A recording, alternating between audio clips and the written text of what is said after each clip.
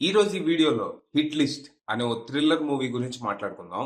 Simple గా ఈ cinema story ఏంటి, దాని మీద నా ఒపీనియన్ ఏంటి అనేది ఇప్పుడు తెలుసుకుందాం పదండి.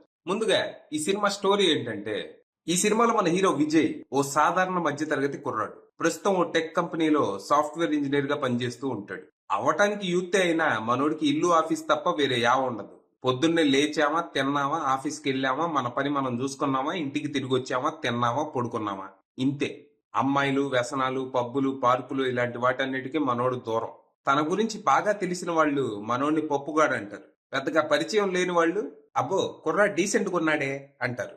మొత్తంగా మనోడు తన బతుకేదో తను బతుకుతూ అలా జీవితాన్ని సాగిస్తూ ఉంటాడు. కానీ సడన్ గా ఒక రోజు మనోడికి షాక్ తగులుతుంది. ఎవరో ఓ గుర్తు తెలియని వ్యక్తి మనోడి అమ్మ చెల్లిని కిడ్నాప్ చేసి, నేను చెప్పింది నువ్వు చెయ్యకపోతే మీ అమ్మ చెల్లిని లైవ్ లో టార్చర్ పెట్టి చంపుతా అని బెదిరిస్తాడు. దాంతో మనోడు చేసేదేం లేక కిడ్నాపర్ డిమాండ్స్ కు ఒప్పుకుంటాడు. అలా ఆ కిడ్నాపర్ మనోడి చేత బలవంతంగా హత్యలు చేయించడం మొదలెడతాడు. అప్పటి వరకు చీమకు కూడా హాని చేయని మనోడు సడన్ గా మనుషుల్ని చంపుకుంటూ తిరగటం మొదలెడతాడు. మరి తర్వాత ఏం జరిగింది? అసలు ఆ కిడ్నాపర్ ఎవరు? మన హీరోని ఎందుకు టార్గెట్ చేశాడు? తన చేత ఈ మర్డర్స్ ఎందుకు చేయిస్తున్నాడు?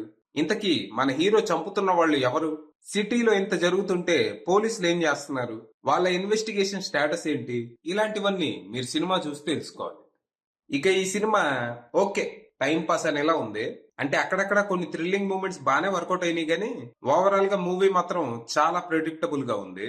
సినిమా స్టార్ట్ అవడం ఇంట్రెస్టింగ్ గానే మొదలైనా ముందుకెళ్లే కొద్దీ ఇంట్రెస్ట్ తగ్గిపోద్ది. కిడ్నాపర్ ఎవరు, ఇదంతా ఎందుకు చేస్తున్నాడు, తన మోటివ్ ఏంటి అనేది మనకి మెల్లిగా అర్థమైపోద్ది. దాంతో క్లైమాక్స్ రివీల్ అంత కిక్ ఇవ్వాల, మనం ఊహించిందేగా అనిపిస్తుంది. ఇక కిడ్నాపర్ రివీల్ ప్రెడిక్టబుల్ గా ఉంటే తన మోటివ్ కొంచెం సిల్లీగా ఉంటది.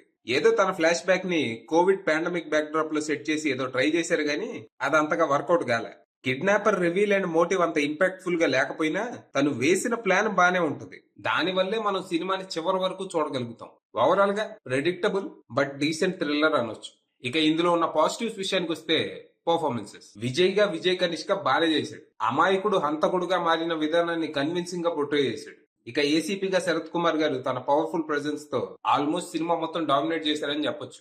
ఆయన చేసే ఇన్వెస్టిగేషన్ అంతంత మాత్రంగానే ఉన్నప్పటికీ ఆయన పర్ఫార్మెన్స్ మాత్రం బాగానే ఉంది. ఇక పర్ఫార్మెన్స్ తర్వాత సినిమాలో బ్యాక్గ్రౌండ్ స్కోర్ బాగుంది.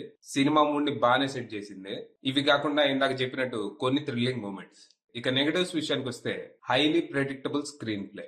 ఫైనల్ గా పెద్దగా ఎక్స్పెక్టేషన్స్ ఏమీ పెట్టుకోకుండా సరదాగా ఓ సాయంత్రం టైం పాస్ కోసం ఓ థ్రిల్లర్ చూడాలనుకుంటే ఈ సినిమా ట్రై చేయొచ్చు. ప్రస్తుతానికి ఇది ప్రైమ్ లో స్ట్రీమ్ అవుతుంది. ఇంట్రెస్ట్ ఉన్న వాళ్ళు అక్కడికి వెళ్ళిపోవచ్చు. అది విషయం.